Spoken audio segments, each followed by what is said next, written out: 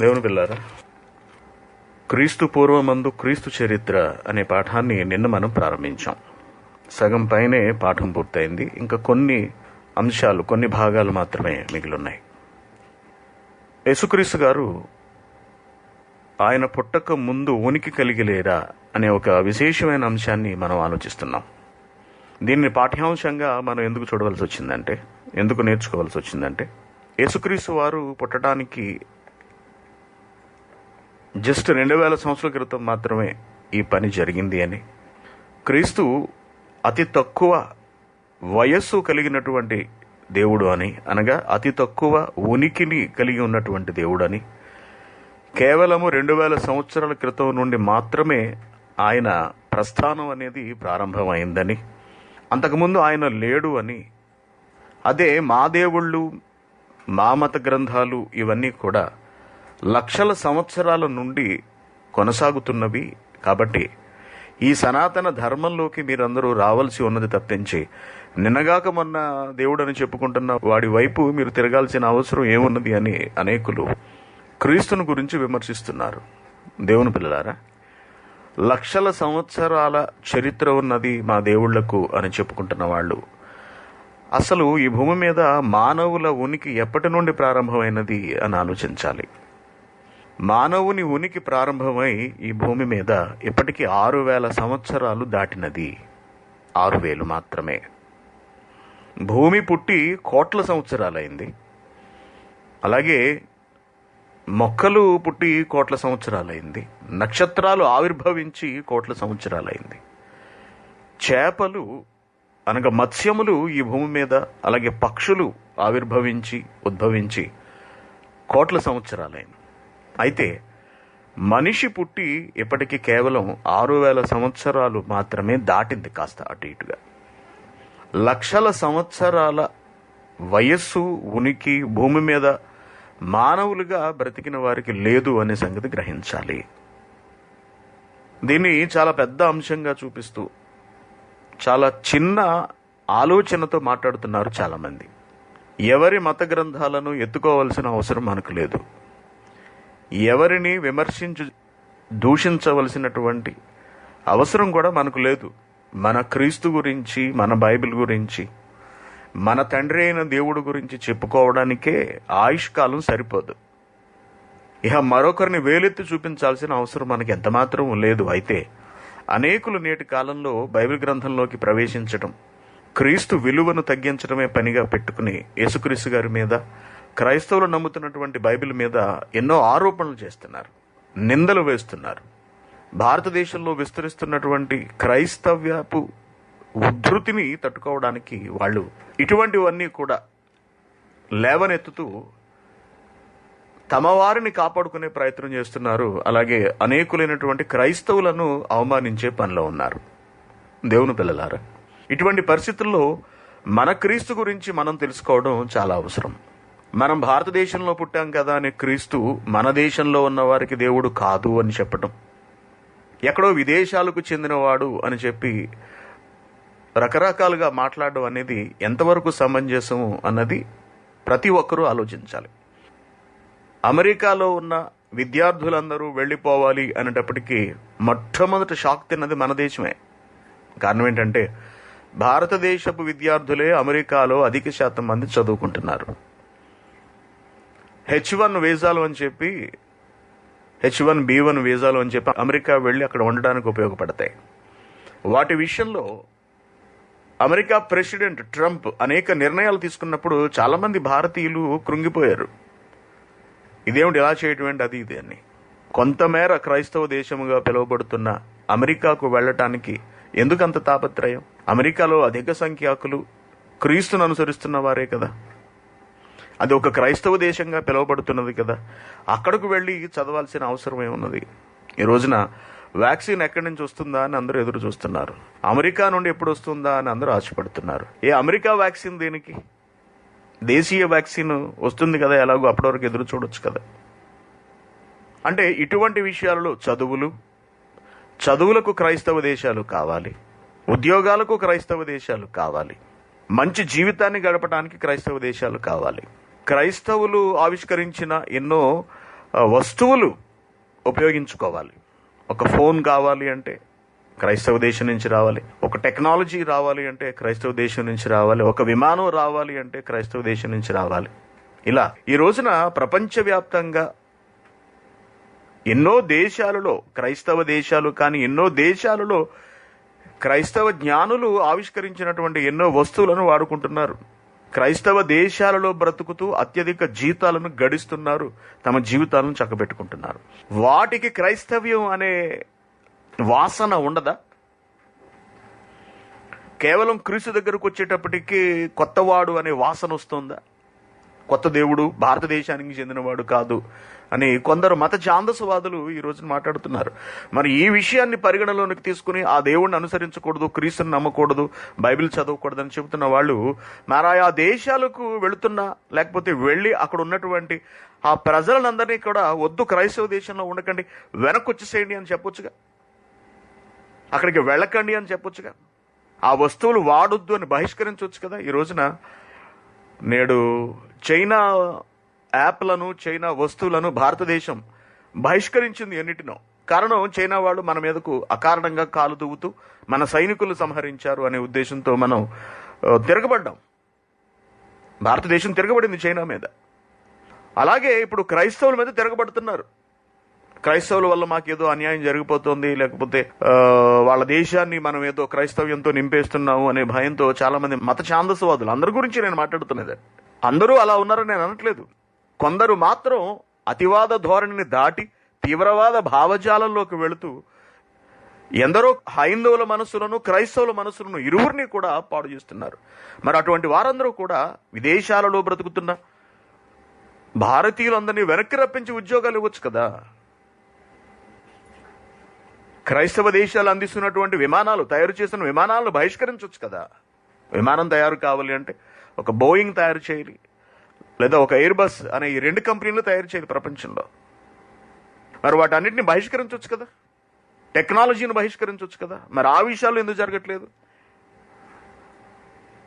అంటే ఏది అనుకూలంగా ఉంటే దాన్ని అనుసరిస్తారు, ఏది లాభదాయకమో దాన్ని అనుసరిస్తారు, ఏది ఆధ్యాత్మికమో, ఏది ఒక వ్యక్తిని సంపూర్ణంగా మార్చగలదో దానికి మాత్రం మతం పేరు పెట్టి, విదేశీ దేవుడు పేరు పెట్టి దూరం చేయడానికి ప్రయత్నిస్తారు. ఇది ఎంతవరకు సమంజసం? దేవుని పిల్లలారా, ఎవరికి వారు ఆత్మ విమర్శ చేసుకోవలసిన సమయం ఇది. చావు మన మీదకి ఎప్పుడు వస్తుందో తెలియదు.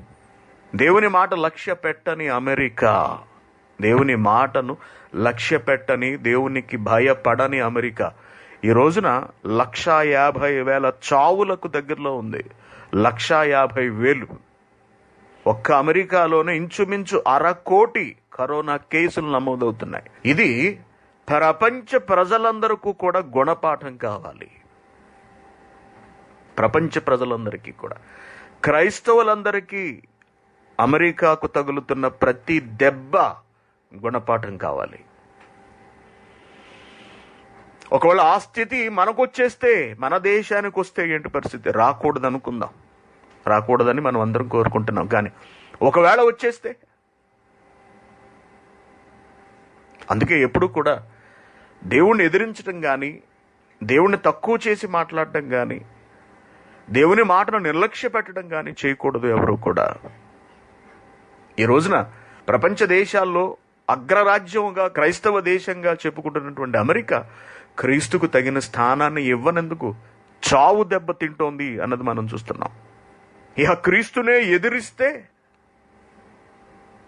దేవుడైన క్రీస్తునే కాదు అని రకరకాలుగా వ్యవహరిస్తే పరిస్థితులు ఎక్కడికి ఎలా వెళ్ళిపోతాయో చెప్పలేము. కాబట్టి ప్రియమైన దేవుని పిల్లారా, అర్థం కానంత మాత్రం చేత ఒకరిని దూషించడం, తోలనాడడం, తిరస్కరించడం, అవమానించడం అనేది చాలా పొరపాటు. బైబిల్ నీకు అర్థం కాలేదా? అర్థమయ్యే వాళ్ళ దగ్గరకు వెళ్ళి నేర్చుకోవాలి. ఎక్కడో ఢిల్లీలో ఉన్న ఏదో ఒక యూనివర్సిటీలో చదువుదాం అనుకుంటాం, లేకపోతే MBA ఫలానా కాలేజీలో చేస్తే బాగుంటుంది అని అనుకుంటూ ఉంటాం. డాక్టర్ విద్య ఫలానా యూనివర్సిటీలో ఉన్నటువంటి మెడికల్ కాలేజీలో చేస్తే బాగుంటుంది అని అనుకుంటాం. అక్కడికే ఎందుకు వెళ్ళి చదవాలను, ఆక్స్ఫోర్డ్కి వెళ్ళాలనుకుంటారు చాలా మంది. ఈరోజు అధిక శాతం ఉత్తర భారతదేశం నుంచి ఉన్నటువంటి అధిక శాతం మంది ఐఏఎస్ ఐపీఎస్ ఆఫీసర్స్ ఆక్స్ఫర్డ్లోను లేకపోతే కేంబ్రిడ్జ్ అనే విశ్వవిద్యాలయాల్లోనూ చదివిన వాళ్ళు. అక్కడికే వెళ్ళి చదువుకోవాలని ఎందుకు తాపత్రయపడుతూ ఉంటారు? అక్కడ విషయ పరిజ్ఞానం ఎక్కువ. ఒక విషయాన్ని చాలా చక్కగా వివరించి చెప్పగలరు, వర్ణించగలరు, చాలా తేలికగా మనకు అర్థమవుతుంది అనే ఉద్దేశంతో అక్కడికి వెళ్ళి చదవడం ప్రతిష్టాత్మకం అని భావించి అక్కడికి వెళతారు. ఎంతో కష్టపడి చదివితే తప్ప అక్కడ సీటు రాదు. అక్కడికే ఎందుకు వెళ్ళాలి? నువ్వు సరిగా అర్థం చేసుకోవడానికి, నీ భవిష్యత్తు బాగుండడానికి ఎక్కడ దైవ జ్ఞానం పరిఢవిల్లుతోందో అక్కడకు వెళ్ళి నేర్చుకోవాలి. బైబిల్ అర్థం కావట్లేదా? ఆలోచనలకు అందట్లేదా? త్వరపడి బైబిల్ని అపార్థం చేసుకుంటున్నావా? ఆవేశపడిపోతున్నారా? దానిని సక్రమంగా వివరించి చెప్పే వాళ్ళ దగ్గరకు వెళ్ళి కూర్చుని నేర్చుకోవాలి. అంతే తప్పించి త్వరపడి మాట్లాడకూడదు ఎవరు కూడా. దేవుడు పలికే ప్రతి మాటకు ఎంతో లోతైనటువంటి భావన ఉంటుంది. వాటిని పైన చదివితే అర్థం కాదు. మనం చాలాసార్లు చెప్పుకున్నాము. ప్రసంగి గ్రంథము 7వ అధ్యాయము 24వ వచనం, సత్యమైనది దూరముగా, నీకు దగ్గరగా ఉండదు. సత్యమైనది చాలా దూరంగా కనపడుతూ ఉంటుంది. దూరముగాను పైన కాకుండా బహు లోతుగాను ఉన్నది. దానిని పరిశీలన చెయ్యాలి. ఏదో పైన దొరికేస్తుంది కదా అని మనం తడివేశామనుకోండి, పైన ఏం దొరకదు. సత్యమనున్నది లోతులలో ఉన్నది. క్రూడ్ ఆయిల్, ఈరోజు పెట్రోల్ పైన మనకు ట్యాప్లోంచి రావట్లేదు. లోతులలో, భూ అంతర్భాగాలలో ఉన్నది. బంగారం పైన ఏమీ లేదు, ఎక్కడో భూ గర్భంలో ఉంది. అంత లోతుకు వెళితే తప్ప నీకు నాణ్యమైన విలువైన సరుకు వస్తువు లభించదు. అలాగే సత్యము అనగా వాక్యము అయినది, వాక్యం అనున్నది చాలా దూరంగా ఉంది. నీకు చాలా దగ్గరగా ఉన్నట్టు నీకు అనిపించవచ్చు. దూరంగా ఉన్నది అందుకోవడం నీకు కష్టం కావచ్చు. అంత దూరం నువ్వు పరుగు పెట్టలేకపోవచ్చు, నడవలేకపోవచ్చు, నీ వలన కాకపోవచ్చు. కానీ ఆ దూరాన్ని కూడా అందుకున్న వాళ్ళు ఉన్నారు. ఇది గమనించవలసిన విషయం. అలాగే చాలా లోతుగా ఉన్నది, బహులోతుగా ఉన్నది. ఏదో మన ఇంటి దగ్గర తవ్వుకునే నుయ్యంత లోతు కాదు, లేకపోతే క్రూడును తీయడానికి డ్రిల్ చేసి లోపలికి వెళ్ళేటంతటి కొన్ని వందల మీటర్ల లోతు కాదు, లేకపోతే నీటిని పైకి తీసుకురావడానికి వేసే బోరు వంటి లోతు కాదు. దానిని మించిన లోతులలో ఉంటుంది దేవుని వాక్యం. ఎప్పుడు కూడా కనబడి అక్షరాల్లోనే ఉంటుంది మళ్ళీ, కానీ భావన, దాని ఉద్దేశం, దాని సారాంశము బహు లోతుగా ఉంది. అంత లోతుకు నువ్వు వెళ్ళి తవ్వి తీయలేకపోవచ్చు. అంత సామర్థ్యము, నేర్పు, ఓర్పు, సహనము లేకపోవచ్చు. కానీ దాన్ని సాధించగలిగే వాళ్ళ దగ్గరకు వెళ్ళి దాని లోతును, దాని దూరాన్ని అందుకునే ప్రయత్నం చేయాలి. అలా చేయటం మానేశారు. బైబిల్ విమర్శించడమే పనిగా పెట్టుకున్నారు, క్రీస్తును విమర్శించడమే పనిగా పెట్టుకున్నారు. దేవుని పిల్లరా, ఇది మంచి పద్ధతి కాదండి. ఇది మంచిది కాదు. దేవుడు సహించడు దీనిని. దేవుడు సహించడు. నీ ధర్మంలో గొప్పతనం ఉంటే దాన్ని చెప్పు. నీ ధర్మంలో గొప్పతనం ఉందా, దానిని వివరించు. హై స్టాండర్డ్లో, అత్యున్నత స్థాయిలో వివరించి చెప్పగలగాలి. ఏ ప్రశ్న వచ్చినా సరే దానికి సమాధానాన్ని చెప్పగలగాలి, వివరించగలగాలి. క్రీస్తును మించిన జ్ఞానము, క్రీస్తును మించినటువంటి మార్గము, క్రీస్తు బోధించినటువంటి ఉత్తమమైన ఆధ్యాత్మిక స్థాయిలను మించి కనుక మరొకటి ఉంటే అది పరలోకానికి చేర్చగలిగేది అనే సాక్ష్యములతో కనుక నిలబడితే దానిని అనుసరించడానికి ఎవరైనా సిద్ధం. ఎవరైనా దానిని నిరూపించి చూపించగలగాలి. యేసుక్రీస్తు లోకరక్షకుడు. ఎలా రక్షిస్తాడు? క్రీస్తు ఒక్కడే రక్షకుడు అంటే యేసుక్రీస్తు ఒక్కడే రక్షకుడు అని మనం ప్రకటించగలం. ఎలా చెప్పగలం? ఒక మనిషిని కాపాడడానికి. నీ కొడుకో నీ కూతురో ఎవరో నదిలో కొట్టుకుపోతున్నప్పుడు అవసరమైతే నీ ప్రాణానైనా సరే ధారపోసి వాళ్లను ఒడ్డుకు విసిరేసి నువ్వు ఆ నీటిలో కొట్టుకుపోవడానికైనా సరే సిద్ధపడతావు. అది ఒక తండ్రి లక్షణం. అది తండ్రి మనస్సు. అది తండ్రికి ఉన్నటువంటి ప్రేమ. తన బిడ్డలను కాపాడడానికి ఎంతకైనా సరే తెగించేవాడు తండ్రి. ఆ తండ్రి మనస్సుని పుణికిపుచ్చుకుని, ఆ మనస్సును పుణికిపుచ్చుకుని ఈ లోకంలోనికి ప్రవేశించి ఆత్మలను రక్షించిన వాడే క్రీస్తు. ప్రజల కొరకు ప్రాణం పెట్టి చూపించిన వాడు ఎవరు కనిపిస్తారు చరిత్రలో? ఎవరు కనపడతారు? ఒకే ఒక్కడు, ఆయనే యేసుక్రీస్తు గారు. అందుకే అంత ధైర్యంగా క్రీస్తుని నమ్మండి అని మనం ప్రకటిస్తాం. ఎందుకంటే నమ్మదగిన కారణాలు కోకొల్లలుగా కనపడుతూ ఉంటాయి. విమర్శించడానికి, ఎత్తి చూపించడానికి, అవమానించడానికి కనపడే అంశాలు చాలా తక్కువ. కాబట్టి మూల మూలల్లోకి దూరి అనవసరమైనటువంటి విషయాలను బయటికి లాగి లేవనెత్తి అబాసు పాలవుతూ ఉంటారు నేటి మత ఛాందస్వాదులు. దేవుని పిల్లలారా, క్రీస్తు వేసిన మార్గము కన్నా సర్వోత్తమ మార్గమే కనుక ఇతర ధర్మాలలో ఉన్నదా? దాన్ని అనుసరించడానికి ఎవరైనా సరే రెడీ. ఎందుకంటే మనకు కావలసింది దైవ సాన్నిధ్యం, మోక్షము, పరమాత్ముని చెంతకు చేరటము.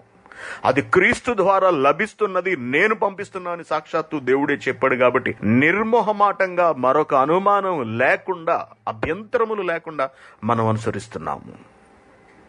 ఆ ధైర్యం ఉంది. ఆ ధైర్యం బైబిల్లో ఇతరులకు తప్పుగా అనిపించినది ఏదైనా సరే వివరించి చెప్పగలిగే సామర్థ్యము, సమాధానము మనకు బైబిల్ నుండి లభిస్తుంది. అదే ఎవరో నమ్ముకున్నటువంటి గ్రంథాలను, అనగా మనలను విమర్శిస్తున్నటువంటి ఛాందసవాదుల గ్రంథాలను కనుక మనం విప్పి చదివి వాటి గురించి మాట్లాడవలసిన అవసరం లేదు. అంటే మన గురించి మాట్లాడుతున్నారు కాబట్టి ఈ మాట చెప్పాల్సి వస్తుంది. వాటిని వివరించి మాట్లాడుకుంటూ వెళితేనండి చాలా చాలా అభ్యంతరకరంగా, వినడానికి కూడా చాలా ఇబ్బందిగా అనిపిస్తాయి. కాబట్టి ప్రియమైన దేవుని పిల్లారా, అనేకులు క్రైస్తవులుగా మారిపోతున్నారు అనే బాధను వాళ్ళు ఎదురు తిప్పడానికి, క్రైస్తవులను అణిచివేయడానికి లేదా వారిని అవమానించడానికి క్రీస్తును చెడ్డవాడిగా, ఒక వ్యభిచారిగా, లేకపోతే ఒక అసమర్థుడిగా చూపించటం, లేకపోతే క్రీస్తు నిన్నగాక మొన్న పుట్టినవాడు, మరొక దేశానికి చెందినవాడు, ఆయన నమ్ముకోవాల్సిన అవసరం లేదు, భారతదేశ ప్రజలకు ఆయనకి ఎటువంటి సంబంధం లేదు, ఇటువంటి మాటలు చెప్పడం అనేవి కూడా మనం వింటున్నాం. ఆ క్రమంలో ఒకటి క్రీస్తు ఉనికిని గురించి లేవనెత్తినటువంటి అనుమానాలు, క్రీస్తు నిన్న మొన్నటి వాడు అని చెప్పినటువంటి మాటలు. దేవుని పిల్లారా, క్రీస్తు నిన్న మొన్నటి వాడా అని మనం పరిశీలించినప్పుడు చాలా ఆసక్తికరమైనటువంటి సంగతులు మనకు బైబిల్ నుంచి కనపడుతున్నాయి. దేవుడు తన మాటను ఈ ప్రపంచానికి, తన బిడ్డలకు తెలియచేయటానికి అనేక విధానాలను ఉపయోగించాడు అని మనం చాలాసార్లు బైబిల్లో నేర్చుకున్నాం. తండ్రి అయినటువంటి దేవుడు తానే ఏనాడు నేరుగా భూమి మీదకు వచ్చి తన బిడ్డలతో మాట్లాడినది లేదు. ఎప్పుడు కూడా జ్ఞాపకం ఉంచుకోండి. ఆ పనిని నెరవేర్చడానికి ఎందరో ఉన్నారు తండ్రి అయిన దేవునికి. తన పిల్లలైన మానవులతో నేరుగా వచ్చి మాట్లాడవలసినంతటి అవసరం ఆయనకు లేదు. దానిని జరిగించడానికి ఎందరో ఉన్నారు. మన మేనేజర్ ఉన్నాడు, లేదా మన సూపర్వైజర్ ఉన్నాడు. చేతి ఏదైనా పట్టుకెళ్తున్నాడు అనుకోండి, ఆఫీస్లో ఒక 10-15 ఫైల్స్ ఆయన ఒక్కడే మోసుకుంటూ వెళ్తున్నాడు అనుకోండి. అరే వెళ్ళవండి, నేను పట్టుకుంటాను. మనం గబగబా ఎదురెళ్ళి వాటిని తీసుకుని పట్టుకెళ్ళి ఆయన టేబుల్ మీద పెడతాం. ఎందుకు? ఆయన మన పై ఉద్యోగి. దానిని ఆయన చేసుకోవాల్సిన అవసరం లేదు. దాన్ని చేయడానికి ఎందరో ఆఫీస్ బాయ్లు ఉన్నారు. అయితే ఆఫీస్ బాయ్ లేడు కాబట్టి సమయానికి ఆ దారిలో మనం వెళుతున్నాం కాబట్టి గబగబా తీసుకువెళ్ళి అక్కడ పెడతాం. ఇప్పుడు మా కంపెనీలో ప్రస్తుతానికి ఆఫీస్ బాయ్లు ఎవ్వరూ లేరండి. మా కంపెనీ 3 ఫ్లోర్లో ఉంటుంది. 5వ ఫ్లోరు, 9, 10 ఫ్లోర్లో. ఈ ఫ్లోర్స్లో ఫైల్స్ అన్ని తిరుగుతుంటాయి అనమాట. కొన్ని మా దగ్గర ప్రాసెస్ అవుతాయి, మరికొన్ని 9వ ఫ్లోర్లో ప్రాసెస్ అవుతాయి, మరికొన్ని 10th ఫ్లోర్లో ప్రాసెస్ అవుతాయి. గతంలో ఆఫీస్ బాయ్లు ఫైల్స్ పట్టుకుని తిరిగేవారు అన్ని ఫ్లోర్లకి కూడా. ఫోన్ చేసే వాళ్ళు వచ్చి ఎప్పటికప్పుడు తీసుకెళ్తున్నారు. ఇప్పుడు ఆఫీసు బాయ్లకు అవకాశం లేదు కాబట్టి ఇప్పుడు ఎవడి పని వాడు చేసుకోవాల్సి వస్తుంది. మేనేజరు వాడే తన ఫైల్స్ పట్టుకుని వెళ్తున్నాడు. మేమే మా ఫైల్స్ పట్టుకుని ఆ ఫ్లోర్ ఈ ఫ్లోర్ తిరుగుతున్నాం. ఎవరి పని వాళ్ళు చేసుకోవాలి. ఇప్పుడు జీఎం పట్టుకుని వెళ్తాడు అనుకోండి, మేనేజర్ చూస్తే ఏమంటాడు? అరే ఇలా ఉండి మీరు పట్టుకెళ్తున్నారంటే నేను తీసుకెళ్తానని చెప్పి తీసుకెళ్ళి అక్కడ పెడతాడు. ఆయన వెళ్ళవలసిన అవసరం లేదు. ఇది చాలా చిన్న విషయం, మనందరికీ తెలిసిందే. మన తండ్రి ఏదైనా పని చేస్తాడు అనుకోండి, బిడ్డలంగా మనం వెంటనే కలుగు చేసుకుంటున్నాం. నాకు చెప్పండి, నేనున్నాను కదా, నేను చేస్తాను అని. దేవుని పిల్లలారా, తండ్రి అయిన దేవుని స్థాయి ఎంతటిదో ఇప్పుడు మీరు ఆలోచించండి. ఆయన మహామహుడు, దేవదేవుడు, మహాశక్తివంతుడు. ఆయన స్థాయిని మనం అసలు వర్ణింపజాలము. మన బ్రతుకు సరిపోదు, మన భాష సరిపోదు, మన జ్ఞానం అందదు ఆయన గురించి మనం మాట్లాడుకోవటానికి. అటువంటి దేవుడు భూమి మీద నిర్మించిన నరులతో మాట్లాడడానికి నేరుగా దిగి రావాల్సిన అవసరం లేదు, రాలేదు కూడా ఎప్పుడు. చాలా మంది క్రైస్తవులకు ఈ మాట వెంట కొంచెం ఇబ్బందిగా అనిపించవచ్చేమో, ఎందుకంటే పాత నిబంధన కాలంలో చాలాసార్లు దేవుడు నేరుగా మాట్లాడినట్టు ఉన్నది కదండి అని. పాత నిబంధనలో దేవుడు దిగివచ్చి మాట్లాడినట్టుగా ఉన్నటువంటి సందర్భాలన్నీ కూడా ఆ కార్యక్రమమును లేదా ఆ పనిని ఎవరో ఒకరి చేత దేవుడు నిర్వర్తించాడు. కొన్ని సందర్భాలలో దేవదూతలు, మరికొన్ని సందర్భాలలో ఆయన బిడ్డలైనటువంటి క్రీస్తు పరిశుద్ధాత్మలు నిర్వర్తించారు. అలా అనేక సందర్భాలలో అత్యంత కీలకమైనటువంటి విషయాలు చెప్పాల్సి వచ్చినప్పుడు నేరుగా వాక్యమైన క్రీస్తే రంగ ప్రవేశం చేశారు. అంతకుముందు అనేక సందర్భాలలో అనేక విధాలుగా దేవుడు తన పిల్లలతో మాట్లాడాడు. భూమి మీద ఉన్నటువంటి మనుషులతో అనేక విధములుగా. అదే హెబ్రీయులకు రాసిన పత్రిక 1వ అధ్యాయం 1వ వచనం మనం చూసాం. పూర్వకాలమందు నానా సమయములలోనూ నానా విధములుగాను ప్రవక్తల ద్వారా పితరులతో మాట్లాడిన దేవుడు, చూడండి, నానా సమయములలో నానా విధములుగా అనేక విధాల రూపంలో తాను అందించవలసిన సమాచారాన్ని అందించాడు తండ్రి అయిన దేవుడు. పూర్వకాలమందు నానా సమయములలోను నానా విధములుగాను ప్రవక్తల ద్వారా మన పితరులతో మాట్లాడిన దేవుడు అనేక విధాలుగా మాట్లాడాడు. దేవుని పిల్లలారా, ఇలా మాట్లాడిన వాళ్లలో, ఇలా మాట్లాడడానికి ఉపయోగించినటువంటి శక్తులలో క్రీస్తు కూడా ఉన్నాడు. అంటే దాన్ని బట్టి మనకి ఏమర్థమవుతోంది? కేవలం మానవ శరీర ఆకారంతో వచ్చినప్పటి నుండి మాత్రమే కాకుండా దానికి ముందు కాలం నుంచే యేసుక్రీస్తు గారు ఉన్నారనే సంగతి మనకు అర్థమవుతుంది. మనం సంఖ్యాకాండానికి వెళ్ళినప్పటికీ, మోషే కాలం దగ్గరికి వెళ్ళేటప్పటికీ, మోషే ద్వారా దేవుడు జరిగించిన ఒక కీలకమైన పనిలో తన బిడ్డల దాహార్తిని తీర్చడానికి దేవుడు ఉపయోగించినది ఎవరినంటే క్రీస్తును అనే సంగతి మనం చూసాం. మనం చూసినటువంటి ఆ వచనం, బండతో మాట్లాడు అని తండ్రి అయిన దేవుడు చెప్పడము, మోషే వెళ్ళి దాన్ని కొట్టడము, దాని నుండి నీరు ప్రవహించడము, విస్తారమైన సముద్రం అంతటి నీరు రావడం, అన్ని లక్షల మంది తాగి సంతృప్తి చెందడాన్ని మనం గమనిస్తాం. ఇందుకే ఆ బండ ఏమిటి అని మనం చూసినప్పుడు ఆ బండ ఎవరో కాదు, క్రీస్తే అనే పచ్చి నిజం మనకు కొరింథీయులకు రాసిన 1వ పత్రిక 10వ అధ్యాయంలో దర్శనమిస్తుంది. అంటే మోషే కాలానికి యేసుక్రీస్తు గారు ఉన్నారా? ఉన్నారు. యేసుక్రీస్తుగా లేక మరొక రూపంలోనే ఆయన ఉన్నారు. మరొక రూపంలో. Very good. ఇంకా కాస్త మనం ముందుకు వెళ్ళేటప్పటికీ, అనగా మోషే కాలం నుండి మరి కాస్త ముందుకు వెళితే మనకు కనిపించే ఆయనే అబ్రహాము గారు. ఏమండి? అబ్రహాము గారు యేసుక్రీస్తు గారు చెప్పిన మాటలు బట్టి మనకి ఏమర్థమైందంటే, నేను అబ్రహాము పుట్టక మునుపే ఉన్నాను అన్నాడు. అబ్రహాం పుట్టక ముందు ఉన్నవాడు అబ్రహాం ఉన్నప్పుడు ఉన్నాడా? అబ్రహాం ఉన్నప్పుడు కూడా ఉన్నాడు. అబ్రహాము క్రీస్తును చూశాడు.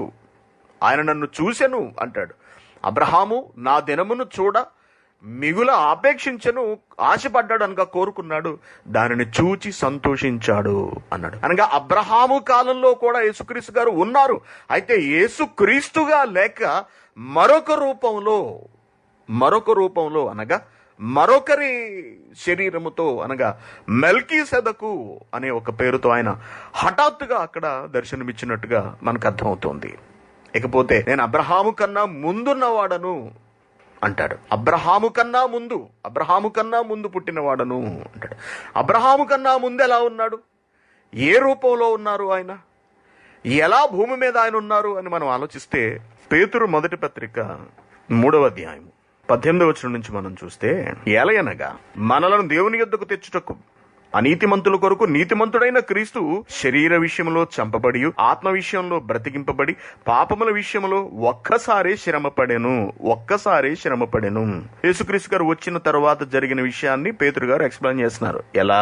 మనలను దేవుని యొద్దకు తెచ్చుటకు అనీతిమంతుల కొరకు నీతిమంతుడైన క్రీస్తు శరీర విషయంలో చంపబడి, ఆత్మ విషయంలో బ్రతికింపబడి, పాపముల విషయంలో ఒక్కసారే శ్రమపడెను. ఈ శ్రమ పడటం అనేది అనేక సార్లు జరగలేదు, ఒక్కసారి జరిగింది. దేవుని దీర్ఘశాంతము ఇంకా కనిపెట్టుచుండినప్పుడు, పూర్వము నోవహు దినములలో ఓడ సిద్ధపరచబడుచుండగా అవిధేయులైన వారి యొద్దకు, అనగా చెరలో ఉన్న ఆత్మల యొద్దకు ఆయన ఆత్మరూపిగానే వెళ్ళి వారికి ప్రకటించెను. చెరలో ఉన్న ఆత్మల యొద్దకు ఆయన ఆత్మరూపిగానే వెళ్ళి, ఇక్కడ యేసుక్రీస్తు అనే రూపం లేదు, అనే శరీరం లేదు ఆయనకి. ఏ రూపంలో వెళ్ళాడు? ఆత్మరూపిగా వెళ్ళాడు. ఎలా ప్రకటించాడు? నోవాహులో ఉండి ప్రకటించాడు.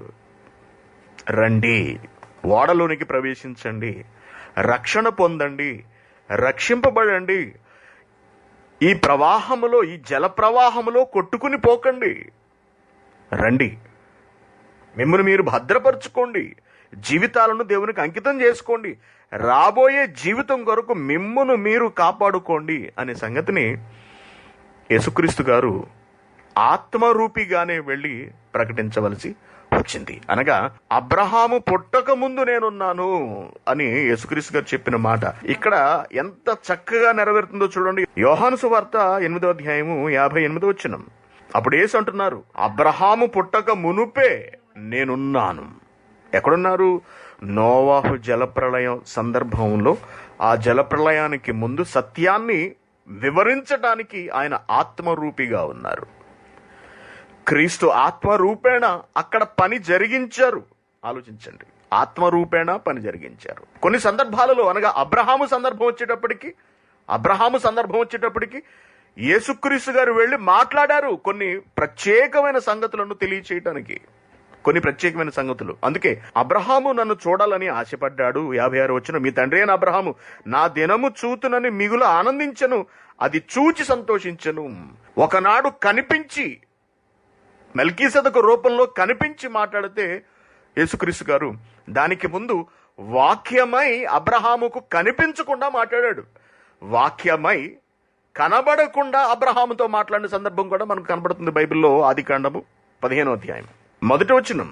ఇది జరిగిన తరువాత యెహోవా వాక్యము అబ్రహామునకు దర్శనమందు వచ్చి, యెహోవా వాక్యము, వాక్యం అనగా, వాక్యం అంటే ఏమిటి? వాక్యము అనగా ఏమిటి? వాక్యము అనగా మాట, వాక్కు అంటాడు.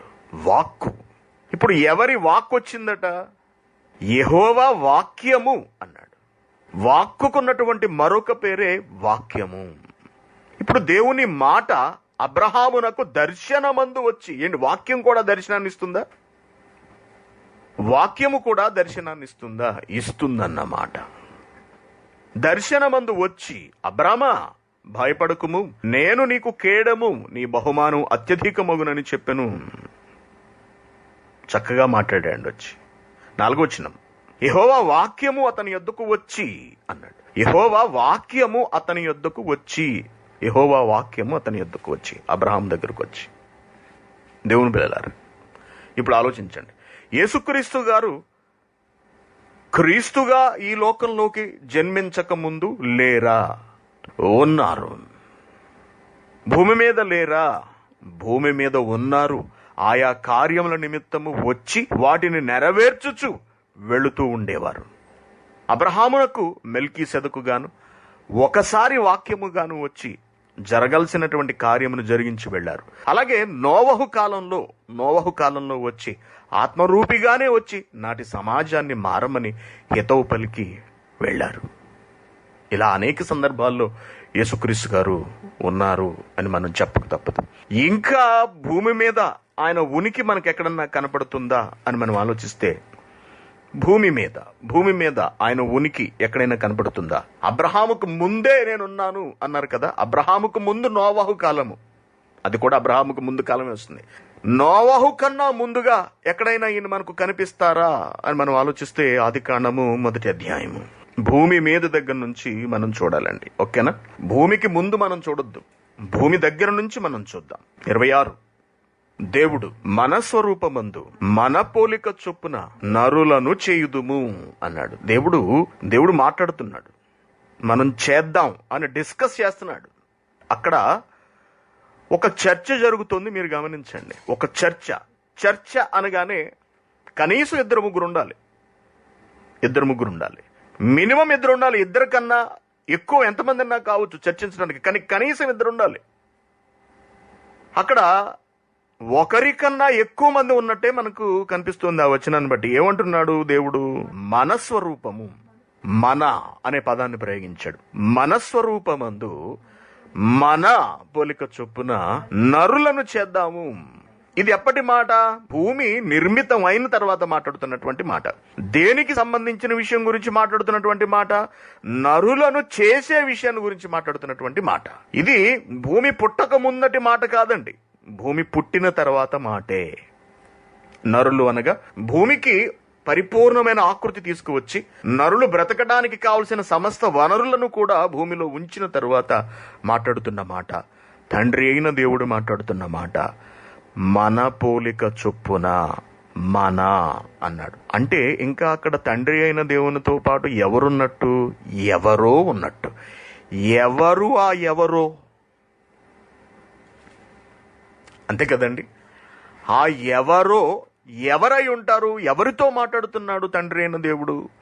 ఆయన దగ్గర ఎవరు ఉండి ఉంటారు అని మనం ఆలోచిస్తే దీనికి సమాధానం కొరకు మళ్ళీ మనం కొత్త నిబంధనలోకి రావాల్సి ఉంటుంది. యోహాను సువార్త 1వ అధ్యాయం. ఎవరితో మాట్లాడుతున్నాడు? ప్రారంభంలో అసలు ఎవరున్నారు? అప్పటికి ఆదాము పుట్టనే లేదు. ఆదామును చేద్దాము అని తండ్రి అయిన దేవుడు మాట్లాడుతున్నప్పుడు ఈ మాట ఆయన ఎవరిని ఉద్దేశించి మాట్లాడుతున్నాడు? యోహాను సువార్త 1వ అధ్యాయము 1వ వచనం. ఆది యందు వాక్యముండెను. ఆది అనగా ప్రారంభము. ఆది అనగా ప్రారంభం అండి. ప్రారంభంలో ఏమున్నదట? వాక్యముండెను. బాగా గమనించండి, దేవుడు ఎప్పుడూ ఉన్నవాడే. దేవుడు ఎప్పుడూ ఉన్నవాడు. అసలు ఆయన పేరే ఉన్నవాడు. ఇక్కడ మాట్లాడుతున్నది వాక్యం గురించి, దేవుడు గురించి కాదు. బాగా ఆలోచించండి. ఇక్కడ మాట్లాడుతున్నది వాక్యము గురించి. ఆది యందు వాక్యముండెను. ఎక్కడున్నది వాక్యము? వాక్యము దేవుని యొద్ద. Very good. ఇప్పుడు తండ్రి అయిన దేవుడు పలుకుతున్నటువంటి మాట ఏమిటంటే మన స్వరూపమందు మన పోలిక చొప్పున అని అంటున్నాడు కదండి. ఆ మన అన్న దగ్గర మానవులు లేనప్పుడు దేవుని దగ్గర ఉన్నవాళ్ళు ఎవరన్నమాట? ఆదిలో వాక్యమున్నది. వాక్యం ఎక్కడున్నది? ఈ వాక్యము దేవుని యొద్ద ఉన్నది అంటున్నాడు. Very good. ఈ దేవుని యొద్ద ఉన్న వాక్యము ఎవరు? దేవుని యొద్ద ఉన్న వాక్యము ఎవరు? దేవదూత? సాతానా? నరుల? ఆది యందు దేవుని యొద్ద ఉన్నది ఎవరు అని పరిశీలించినప్పుడు ఈ వాక్యం ఎవరై ఉంటారు అని అసలు మనం ఆలోచించినప్పుడు వాక్యము దేవుడై ఉండెను. దేవుని యొద్ద ఉన్నటువంటి ఈ వాక్యము ఎవరో కాదు, ఈ వాక్యము కూడా దేవుడేనన్నమాట. ఆది యందు వాక్యముండెను. వాక్యము దేవుని యొద్ద. అక్కడ దేవుడు అనున్న చోట తండ్రి అని పెట్టండి. ఆది యందు వాక్యముండెను. వాక్యము తండ్రి యొద్ద నుండెను. తండ్రి యొద్ద ఉన్నటువంటి వాక్యము కూడా దేవుడై ఉండెను అని తర్వాత వచ్చిన ఏమంటున్నాడు? ఆయన ఆది యందు దేవుని యొద్ద ఉండెను అంటున్నాడు. చూడండి 2వ వచనంలో ఆయన ఆది యందు దేవుని యొద్ద ఉండెను అంటే దేవుని యొద్ద ఆయనగా పిలువబడుతున్న ఒక ఆయన ఉన్నాడు. ఆ ఆయనకు ఊరు పేరు లేదా అంటే ఉన్నది. ఆయన పేరే వాక్యము అన్నాడు. మరి దేవుని యొద్ద ఉన్నటువంటి ఈ వాక్యం ఎవరు అని ప్రశ్నిస్తే దేవుని యొద్ద ఉన్న వాక్యం ఎవరో కాదు, ఆయన కూడా దేవుడే. ఏమండి? ఆ దేవుడైన వాక్యము ప్రారంభంలో దేవుని దగ్గర ఉండి కాలాన్ని బట్టి, సందర్భాన్ని బట్టి, సమయాన్ని బట్టి, పని తీవ్రతను బట్టి భూమి మీదకు మానవుల దగ్గరకు వచ్చి వెళుతూ ఉండేది వాక్యము. ఆ వాక్యము ఆత్మరూపంలో నోవాహు కాలం నాటి ప్రజల దగ్గరకు వెళ్ళి జ్ఞానాన్ని ప్రకటించింది, రక్షణను ప్రకటించింది. అదే వాక్యము బండగా మారి మోషే కాలంలో నీటిని అందించింది, దాహార్తిని తీర్చింది. అదే వాక్యము క్రొత్త నిబంధనకు వచ్చేటప్పటికి యోహాను సువార్త 1వ అధ్యాయం 14వ వచనం. దేవుని యొద్ద దేవుడిగా ఉన్నటువంటి దేవుడైన వాక్యము శరీరధారి అయి అనగా శరీరాన్ని ధరించుకుని కృపా సత్య సంపూర్ణునిగా మన మధ్య నివసించెను. ఇప్పుడు ఆలోచించండి. భూమి గురించి అనగా భూమి ఉత్పత్తి అయిన కాలం దగ్గర నుండి మనం మాట్లాడుతున్నప్పుడు అక్కడ కూడా యేసుక్రీస్తు గారు ఉన్నారు. అక్కడ ఏ రూపంలో ఉన్నాడు ఆయన? వాక్యం అనే రూపంలో ఉన్నాడు. మోషే కాలంలో బండగా ఆయన దర్శనమిస్తాడు, మనకి కనిపిస్తాడు బైబిల్లో. అబ్రహాము కాలంలో వాక్యముగా అబ్రహాము దగ్గరకు వచ్చి మాట్లాడాడు. అబ్రహాము కాలంలో మెల్కీసెదకుగా అబ్రహాముకు కనిపించి ఆనందింపచేశాడు.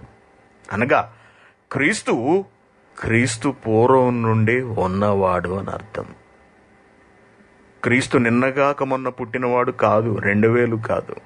ఆదాము ఈ భూమి మీద జన్మించి ఇప్పటికీ 6000 సంవత్సరాలు దాటిందని ఈ శాస్త్ర ప్రపంచం చెబుతోంది. 6000 సంవత్సరాలు అంటే క్రీస్తు 6000 సంవత్సరాల క్రితం నుండి ఉన్నవాడేనా కాదా? ఉన్నవాడు అనే పచ్చి నిజము, సాక్ష్యము ఈ వాక్యాలన్నిటి ద్వారా మనకు అర్థమవుతోంది. Very good. అయితే క్రీస్తు అప్పటి నుండే ఉన్నవాడా? దీని గురించి ఇంకా బైబిల్ ఏం చెబుతోంది అని మనం పరిశీలించినప్పుడు పేతురు గారు రాసిన మొదటి పత్రిక 1వ అధ్యాయము 20వ వచనం ఎవరి గురించి మాట్లాడుతున్నాడు? 19వ వచనం చదవండి, మీకు అర్థమవుతుంది. అమూల్యమైన రక్తము చేత అనగా నిర్దోషమును నిష్కళంకమును నగు గొర్రెపిల్ల రక్తము వంటి క్రీస్తు రక్తము చేత విమోచింపబడితిరని మీరు ఎరుగుదురు. అంటే ఎవరి గురించి మాట్లాడుతున్నాడు? క్రీస్తు గురించి మాట్లాడుతున్నాడు. Very good. ఆయన అంటే ఎవరు? క్రీస్తు. ఆయన జగత్తు పునాది వేయబడక మునుపే అన్నాడు. చూడండి, ఆయన జగత్తు పునాది వేయబడక మునుపే నియమింపబడెను. ఇక జగత్తు దగ్గరికి వెళ్ళాడు. క్రీస్తు ఉనికి ఎక్కడి నుంచి చెబుతున్నాడంటే జగత్తు దగ్గరికి వెళ్ళాడు. మనం ఇంతవరకు భూమి దగ్గర నుంచి మాత్రమే పరిశీలించాం. భూమి దగ్గర నుండి జగత్తు అనగా యావత్ విశ్వము. జగత్తుకు పునాది ఎప్పుడు వేయబడింది? దేవుని పిల్లలారా ఆలోచించండి. జగత్తుకు పునాది ఎప్పుడు వేయబడింది? కొన్ని లక్షల కోట్ల సంవత్సరాలు అని చెబుతుంది ఈ శాస్త్రం. జగత్తు దగ్గరికి వెళ్ళేటప్పటికి లక్షల కోట్లు, కోట్ల సంవత్సరాలు. దేన్ని బట్టి చెబుతారు వీళ్ళు? ఏవో వాళ్ళకు కొన్ని రాళ్ళు దొరికాయి. ఆ శిలలు ఫలానా పాత రాతి యుగము లేకపోతే అదేదో యుగం నాటిది, ఇన్ని లక్షల సంవత్సరాల క్రితపు శిలలు ఇవి అని చెబుతుంటారు. లేకపోతే ఏవో కొన్ని నమూనాలు వాళ్ళకి దొరికాయనుకోండి, కొన్ని నమూనాలు. అవి ఏదైనా రాళ్ళు కావచ్చు, ఇతరత్ర ఏవైనా వస్తువులు వాళ్ళకు దొరికినప్పుడు ఇవి ఇన్ని లక్షల సంవత్సరాల క్రితం నాటివి కావచ్చు అని చెబుతూ ఉంటారు. అన్ని లక్షల సంవత్సరాల క్రితం అవి ఉన్నవా అంటే ఉన్నవి. ఈ శాస్త్రజ్ఞులే చెబుతున్న లెక్కల ప్రకారం ఈ విశ్వం అంతా పుట్టి ఇప్పటికీ 1500 కోట్ల సంవత్సరాలు అయిందని చెబుతున్నారండి. ఈ విశ్వం అంతా పుట్టి ఇప్పటికీ 1500 కోట్ల సంవత్సరాలు, 1500 కోట్లు, 100 కోట్లు, 1 కోటి కాదు, 15 కోట్లు కాదు, 1500 కోట్ల సంవత్సరాలు పైగా అన్నేళ్ళు అయిందట. మరి విశ్వం పుట్టి అన్నేళ్ళు అయితే ఓకేనండి, విశ్వం పుట్టి అన్నేళ్ళు అయితే అసలు విశ్వాన్ని కలిగించింది ఎవరు? అంటే కలిగించడానికి ఎవరో, విశ్వాన్ని కలిగించడానికి ఎవరో దాని ముందు నుంచి ఉన్నారన్నమాట.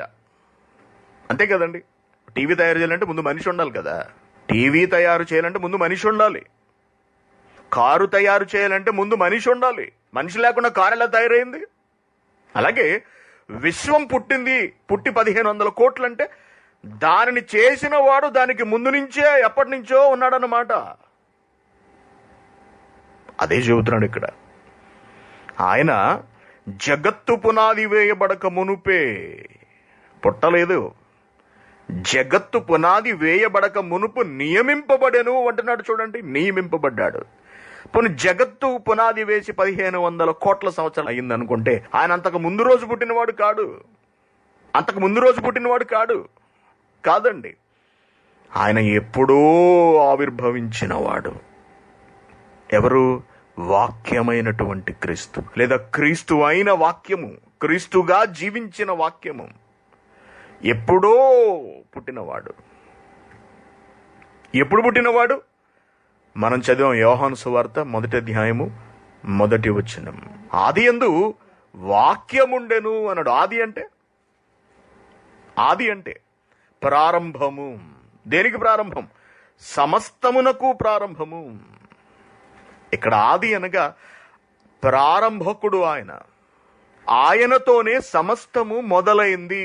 అది చెబుతున్నాడు. ఆదియందు వాక్యం ఉండెను, వాక్యము దేవుని యొద్ద ఉండెను అంటున్నాడు. వాక్యము దేవుని యొద్ద ఉండెను, దేవుని యొద్ద ఉండెను.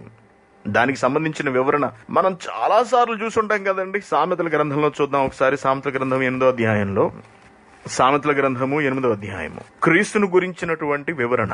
ఇక్కడ క్రీస్తు గురించిన వివరణ అనడం కన్నా వాక్యమును గురించినటువంటి వివరణ, వాక్యపు కాలాన్ని తెలియజేస్తున్నాడు. చూడండి ఇక్కడ 8వ అధ్యాయం 1వ వచనంలో, జ్ఞానము ఘోషించుచున్నది, జ్ఞానం అనగా వాక్యము. క్రీస్తు వివేచన తన స్వరము వినిపించుచున్నది, వివేచన అనగా వాక్యము, జ్ఞానము.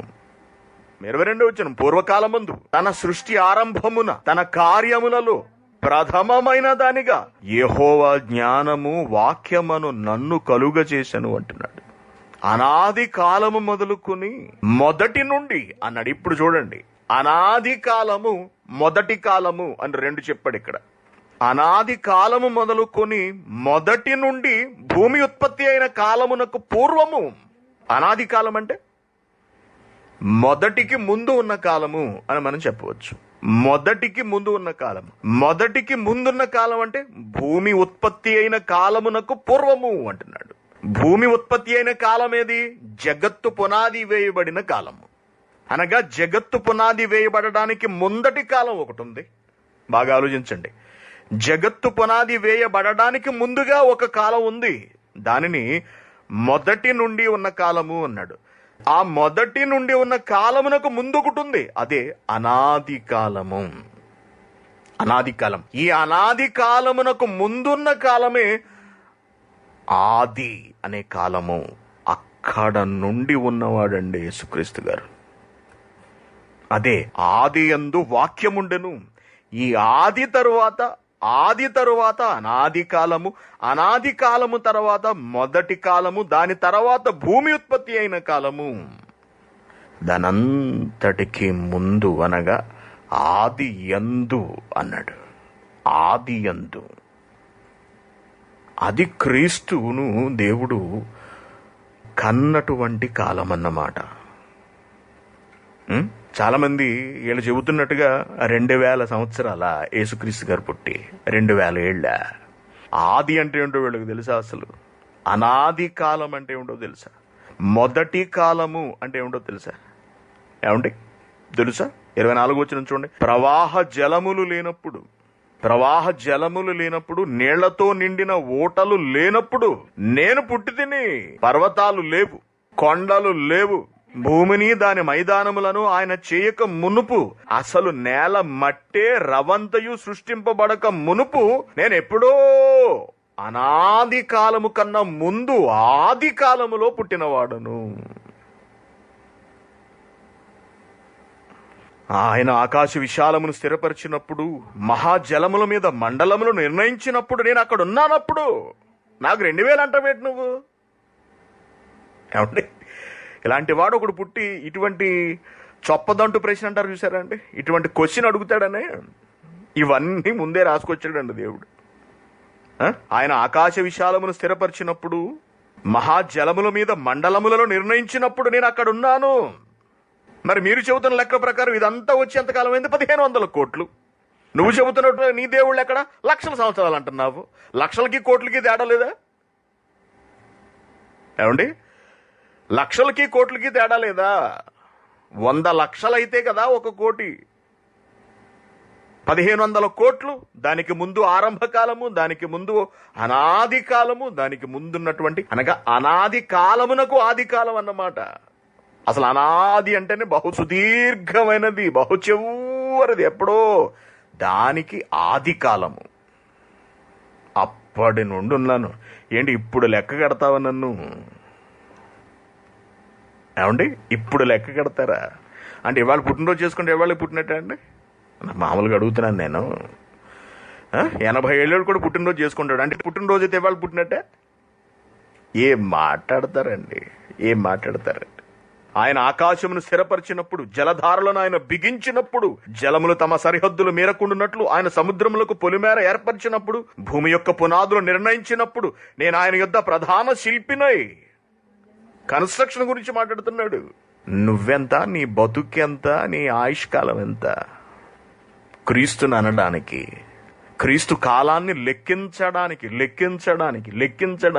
2000 ఏళ్ళని ఎద్దేవా చేయడానికి అసలు వీళ్ళు బతికెంత, వీళ్ళ ఆయుష్కాలం ఎంత చెప్పండి? సముద్రమునకు పొలిమేరలు ఏర్పరిచినప్పుడు, భూమి యొక్క పునాదులను నిర్ణయించినప్పుడు, నేను ఆయన యొద్ద ప్రధాన శిల్పినై అనుదినము సంతోషించుచు నిత్యము ఆయన సన్నిధిని ఆనందించుచుంటిని. కాబట్టి ప్రియమైన దేవుని పిల్లారా, 2000 ఏళ్ల క్రితం పుట్టినవాడు కాదండి. 2000 ఏళ్ల క్రితం పుట్టినవాడు కాడు యేసుక్రీస్తు గారు. వచ్చినవాడు. 2000 ఏళ్ల క్రితం వచ్చినవాడు. ఎక్కడికి వచ్చినవాడు? భూలోకమునకు వచ్చినవాడు, భూలోకములోనికి ప్రవేశించినవాడు. హెబ్రీయులకు రాసిన పత్రిక 10వ అధ్యాయము 5వ వచనం. కాబట్టి ఆయన ఈ లోకమందు పుట్టినప్పుడు అనలేదు, ఈ లోకమందు ప్రవేశించినప్పుడు రంగస్థల ప్రవేశం అంటారు. రంగస్థలం అనగా వేదిక, ఒక నాటకాన్ని ప్రదర్శించడానికి ఒక వేదిక. వీళ్ళందరూ తెర వెనకుంటారు. తెర వెనక ఉన్నవాడు తెర తీసుకుని వేదిక మీదకి వస్తాడు. అది ప్రవేశము, పుట్టడం కాదు. వాడు తెర వెనక పుట్టలేదు, ఉన్నవాడు తెర తీసుకుని వచ్చాడంతే. ప్రవేశము. దేవుని పిల్లలారా, యేసుక్రీస్తు గారు 2000 సంవత్సరాల క్రితం పుట్టలేదండి. ఎప్పుడో ఆది కాలంలో జరిగింది ఆయన పుట్టుక. మరి మరియమ్మ గర్భం ద్వారా జరిగినది ఏమిటి? ప్రవేశము. మనోళ్ళు క్రిస్టమస్లు బాగా చేసి క్రీస్తు నేడు పుట్టెను అనేటప్పటికీ వీళ్ళందరూ కూడా ఏమన్నారు? నిన్నగాక మనం పుట్టాడు అనుకుంటున్నారు వాళ్ళు. చూసారా అండి, మన తెలివి తక్కువ బోధకులు క్రీస్తుని అంట ప్రకటిస్తున్నారంట ప్రపంచానికి. ఏం ప్రకటిస్తున్నావు నువ్వు? పుట్టాడని ప్రకటిస్తున్నావా? క్రీస్తు నేడు ప్రవేశించను, అది బాగుంది. ఇంకా క్రీస్తు నేడు ప్రవేశించను, ఓకే, అద్భుతంగా ఉంది, ఎక్సలెంట్. ఎందుకంటే ఆయన చెప్పిన మాట అది. ఆయన లోకమందు ప్రవేశించినప్పుడు, మానవ పరిభాషల్లో ఆయన ఒక స్త్రీకి పుట్టాడు కాబట్టి జన్మించెను అనే పదాలు, పుట్టెను అనే పదాలు, ఇవన్నీ మనకు బైబిల్లో కనపడతాయి. కానీ వాస్తవానికి జరిగింది ఏమిటి? ఆలోచించండి దేవుని పిల్లరా. మనము కూడా పుట్టిన వాళ్ళము కాదండి. మనము కూడా ఈ లోకంలో పుడుతున్న వాళ్ళం కాదు. మనము కూడా ప్రవేశిస్తున్న వాళ్ళమే.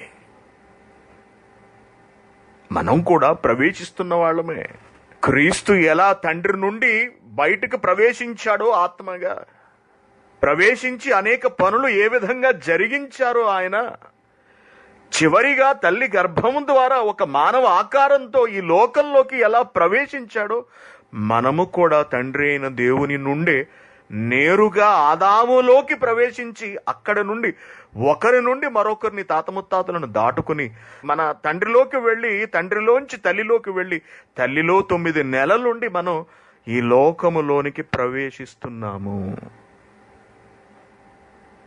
బిడ్డ రావడాన్ని మనం పుట్టడం అని అనుకోవడం అలవాటు. బిడ్డ అప్పటికప్పుడేం పుట్టలేదే. వాడున్నాడు. ఎక్కడున్నాడు? అమ్మ గర్భంలో ఉన్నాడు. అమ్మ గర్భంలో ఉన్నవాడు లోకంలోనికి ప్రవేశించాడు. అది ఆలోచించాలి. అమ్మ గర్భంలో పుట్టేశాడంటే అమ్మ గర్భంలోనూ పుట్టలేదు. మరి ఎక్కడున్నాడు? మీ నాన్న అడుగు అని చూపిస్తారు. నాన్నలో ఉన్నాడు.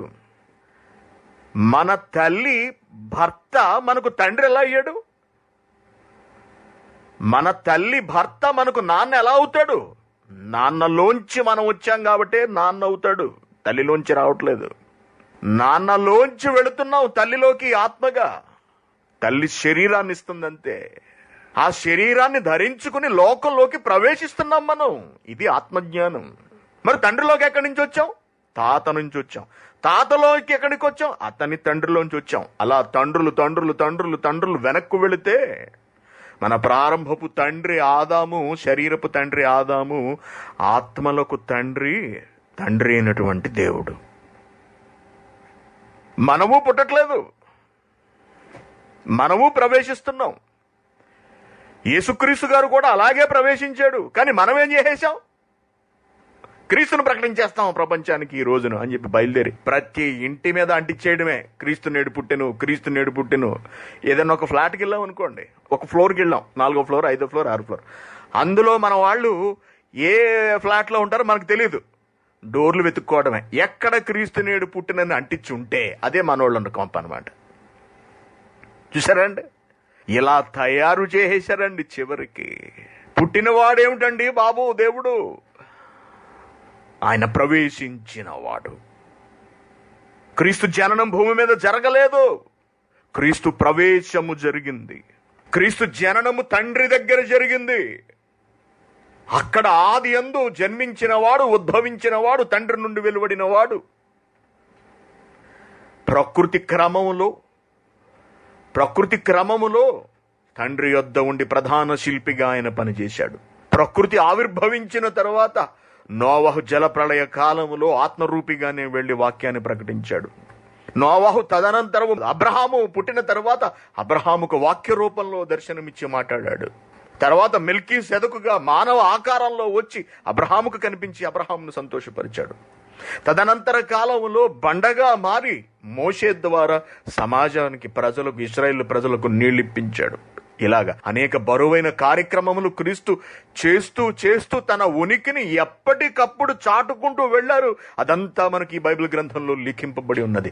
చివరిగా ఆయన మానవ ఆకారాన్ని ధరించుకుని మనలను కాపాడడానికి మరియమ్మ గర్భం ద్వారా ఈ లోకములో మన పరిభాషలో పుట్టాడు. బైబిల్ పరిభాషలో ప్రవేశించాడు. ఆత్మ పరిభాషలో ఆత్మలు ఒక్కసారే పుడతాయి, ఆత్మలు మాటి మాటికి పుట్టవండి. ఆత్మ ఒక్కసారే జనిస్తుంది తండ్రి అయిన దేవుడి నుండి. వాక్యముగా ఆది యందు ఆయన ఎప్పుడో తండ్రి నుండి ఉద్భవించిన వారు, వెలుపలికి వచ్చిన వారు. నాటి నుండి అనేక దశలను ఆయన దాటుకుంటూ ఆయా కాలంలో నిర్వర్తించవలసినటువంటి బాధ్యతలన్నీ నిర్వర్తిస్తూ చివరిగా నర రూపంతో భూమి మీద బ్రతికారు. అందుకే యోహాను సువార్త 1వ అధ్యాయం 1 ఆ వచనాలలో చాలా అద్భుతంగా ఉంటుందండి. అదంతా మనం వివరించుకుంటూ వెళ్తే, ఆది యందు వాక్యం ఉండెను, వాక్యము దేవుని యొద్ద ఉండెను, వాక్యము దేవుడై ఉండెను, ఆది యందు ఆయన దేవుని యొద్ద ఉండెను, కలిగినదేది ఆయన లేకుండా కలగలేదు. ఆ వాక్యమే శరీరధారి అయి కృపాసత్య సంపూర్ణుడిగా మన మధ్య నివసించెను అని అంత స్పష్టంగా మన మధ్య నివసించాడు. ఆయన మన మధ్య పుట్టలేదండి. కాబట్టి ప్రియమైన దేవుని పిల్లారా, మన క్రీస్తు చరిత్ర, క్రీస్తు పూర్వం ఏమిటి? జగత్తు పునాది వేయబడక మునుపే ఉన్నది. క్రీస్తు చరిత్ర, క్రీస్తు పూర్వమందు క్రీస్తు చరిత్ర కాదు. క్రీస్తు చరిత్ర జగత్తు పునాది వేయబడక ముందే, అనాది కాలమునకు ముందు, ఆది కాలము నుండే, ఆది యందు వాక్యముండెను, ఆది నుండి ప్రారంభమైంది. ఆయన వలననే సమస్తమును కలిగాయి. నిన్నగాక మన పుట్టినోడు క్రీస్తు అని చెబుతున్న వీళ్ళు కూడా ఆయన వలన పుట్టిన వారే. వారు తినడానికి ఉపయోగించుకుంటున్న ప్రతి పదార్థము క్రీస్తు జ్ఞానము వలన తయారైనదే. సొమ్ము తింటూ ఒక పక్కనే, ఏమండి, ఆయన సొమ్ము తింటూ, ఆయన కష్టార్జితాన్ని తింటూ అంత లోకువ, అంత తిరిగ్గా మాట్లాడతారా ప్రభువుని? రాదు దేవుని కోపం. యేసుక్రీస్తుని తీసి పక్కన పెట్టి ఏవేవో పెట్టుకుంటున్నారు అమెరికాలో. రాలేదా దేవుని కోపం? లెక్క చేస్తున్నారా దేవుని జ్ఞానాన్ని? సమాజముగా కూడుకుంటున్నారా? దేవుని జ్ఞానాన్ని నేర్చుకుంటున్నారా? ప్రభువును, తండ్రిని మహిమపరుస్తున్నారా? దేవుని జ్ఞానాన్ని ప్రపంచానికి ప్రకటించగలుగుతున్నారా? అమెరికన్స్ ఎంతవరకు క్రీస్తును అనుసరించగలుగుతున్నారు? అనుసరించట్లేదు కనుకనే తెగులుతో చితికిపోయింది అతిపెద్ద దేశం అమెరికా. 33% అభివృద్ధిని కోల్పోయిందటండి, వెనక్కి వెళ్ళింది అమెరికా. 33% డెవలప్మెంట్ కుదేలైపోయింది అమెరికాది. ఎన్నేళ్లు పడుతుందో తెలియదు తిరిగి పుంజుకోవడానికి అమెరికా. కారణం దేవుడిని, ప్రభువును లెక్క చేయకపోవటం. బైబిల్ను తేలికగా చూడడం, ఇప్పుడు అదే పంథాలో భారతదేశం వెళుతుంది, క్రీస్తును మరింత దారుణంగా వ్యతిరేకిస్తూ. దేవుని పిల్లలారా, వద్దు. మీకు తెలిసిన వాడు ఉంటే చెప్పండి ఇది తప్పు అని. నిన్న కాక మొన్నటి వాడు కాదు. తల్లి కడుపు నుంచి పుట్టేశాడు కాబట్టి అందరిలాగే పుట్టేశాడు అనుకుంటున్నారేమో. పుట్టినవాడు కాడు, ప్రవేశించినవాడు, వచ్చినవాడు, ఉన్నవాడు. ఆదియందు వాక్యం ఉండెను, ఉన్నవాడు నర రూపంలో భూమి మీదకు వచ్చి ఉండి వెళ్ళినవాడు. ఒకనాడు ఆత్మగా నోవహు కాలంలో ఎలా అక్కడ ఉండి వెళ్ళాడో, వాక్యముగా మాట్లాడడానికి అబ్రహాము దగ్గర ఉండి ఎలా వెళ్ళాడో, మెల్కీసెదకుగా కొంతకాలం ఉండి ఎలా వెళ్ళాడో, క్రీస్తుగా కొంతకాలం ఉండి వెళ్ళిన వాడే తప్పించి మానవుడిగా పుట్టినంత మాత్రం చేత మనిషిగా పుట్టేసిన వాడు, జన్మించేసిన వాడు కాడండి. అవన్నీ లోక పరిభాషపు పదప్రయోగాలు, గుర్తుంచుకోండి, పదప్రయోగాలు అవన్నీ. కాబట్టి దేవుని పిల్లరా, క్రీస్తు పూర్వమందు క్రీస్తు చరిత్ర కాదు, జగత్తు పునాది వేయబడక ముందు నుండి క్రీస్తు చరిత్ర. ఇప్పుడు చెప్పండి, ఇప్పుడు ఆలోచించండి. ఇంతగా మన కొరకు ఆలోచించి తండ్రి అయిన దేవుడు, ఒక పక్కన యేసుక్రీస్తు గారు, మరొక పక్కన పరిశుద్ధాత్మ గారు ఎన్ని కార్యక్రమములు మన కొరకు జరిగిస్తున్నారే నేటికి. మనల్ని బ్రతికించటం కొరకు, మనలను పోషించటం కొరకు, మనలను ఆదరించటం కొరకు, మనలను తన దగ్గరకు చేర్చుకోవడం కొరకు, అందరూ తమ దగ్గరకు చేర్చుకోవడం కొరకు ఈ ముగ్గురు ప్రయాసపడుచున్నారే. తండ్రి అయిన దేవునిది ప్రణాళిక అయితే, ఆలోచన అయితే, సంకల్పం అయితే, కార్యాచరణ యేసుక్రీస్తు గారిది అని మనం చూసాం. క్రీస్తు దాన్ని అమలు చేశాడే, మన కొరకు రక్తం పెట్టాడే. పరిశుద్ధాత్మ గారు మనలో ఉండి మనల్ని నడిపిస్తున్నారే జీవితకాలం అంతా. ఇంతమంది వీళ్ళు ముగ్గురు మన కొరకు ఆలోచించి తపన పడుతూ ప్రయాసపడుతుంటే మనల్ని బ్రతికించడానికి మనం ఎవరి కొరకు బ్రతుకుతున్నాం?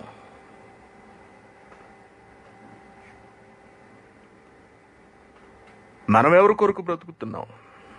రేపు చస్తే మన చరిత్ర ఏమిటి? రేపు మనం చస్తే మనకేమైనా చరిత్ర ఉందా? ఆలోచించండి. మనకంటూ ఏమైనా లిఖింపబడ్డాయా? అక్షరాలు ఎక్కడైనా లిఖింపబడ్డాయా? మనకేమైనా చరిత్ర ఉందా? ఏం చెప్పుకుంటుంది ప్రపంచం మన గురించి? ఏం చెప్పుకోవాలి ఈ ప్రపంచం? క్రీస్తు గురించి ఎలా చెప్పుకున్నాం చూడండి. అబ్రహాము గురించి ఎలా చెప్పుకున్నాం చూడండి. మోషే గురించి ఎలా చెప్పుకున్నాం. భక్తుల గురించి నేడు ఎలా చెప్పుకుంటున్నాం మనం. మన ఆత్మీయ తండ్రి గారి గురించి ఎలా చెప్పుకుంటున్నాం మనం. మన గురించి ఎవరు చెప్పుకోగలరు? మనకంటూ ఏమున్నది చరిత్ర? ఏం చేయగలుగుతున్నాం మనం దేవుని కొరకు? ఏం చెయ్యాలి మనం దేవుని కొరకు?